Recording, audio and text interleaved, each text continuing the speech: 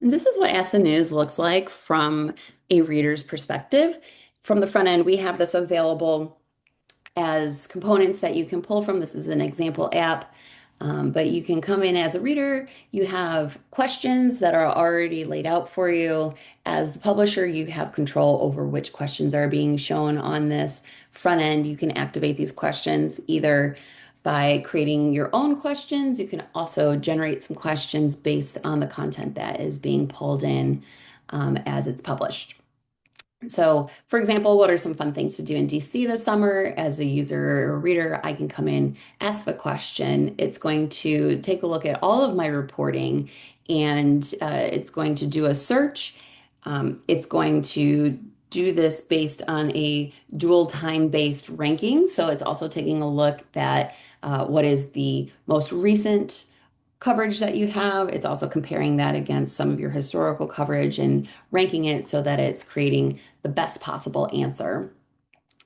And it's also giving you the sources that are here. You can click and read through any of the sources of how this answer is being generated. As a user, you can leave thumbs up, thumbs down feedback. This feedback is then funneled into the back end. As an admin, you can read the feedback that people are leaving.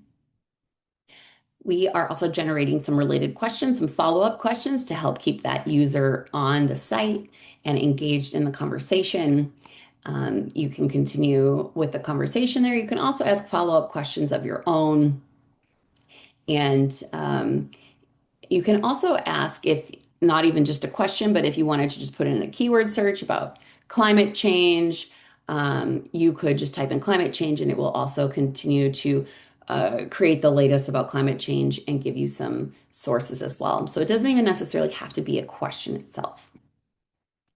On the back end, what this looks like within Arc, as an admin, you can come in here and you can see the questions that you have set up. This is kind of like the test experience of what would be shown on your front end. So again, I can come here, I can test and check out how this works against your own content.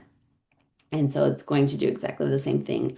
Generate that answer. I can see the sources that are being used. I could go through a follow-up if I'd like. All of this is very configurable from the back end here. As an admin, I can come in at site configuration. I can set up multiple sites if I'd like, or multiple instances of Ask the News. You can configure things to have, specific names or specific steering instructions. You can curate those questions. You can set questions as active or inactive. You can create those questions again by just by scratch, or you can create those from articles that are being ingested. You do have some control over which sections are being used as well.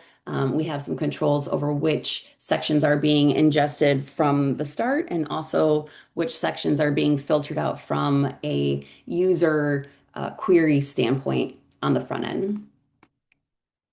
This is a really interesting view. This is the question history where I can see all of the questions that people have been asking on my site. I can also filter by what's been answered, blocked, or could not answer. I can filter by ones that only have feedback.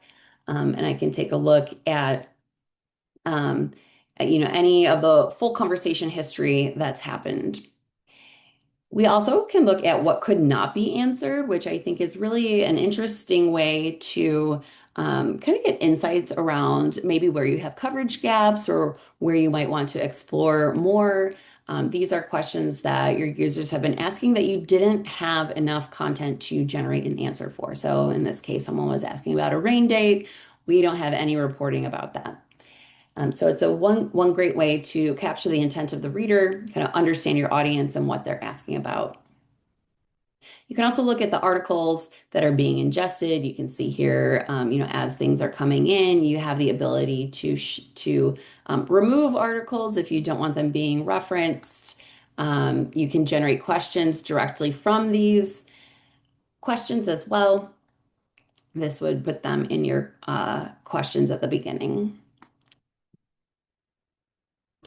You also have some controls at the organization level to control what users are allowed to ask.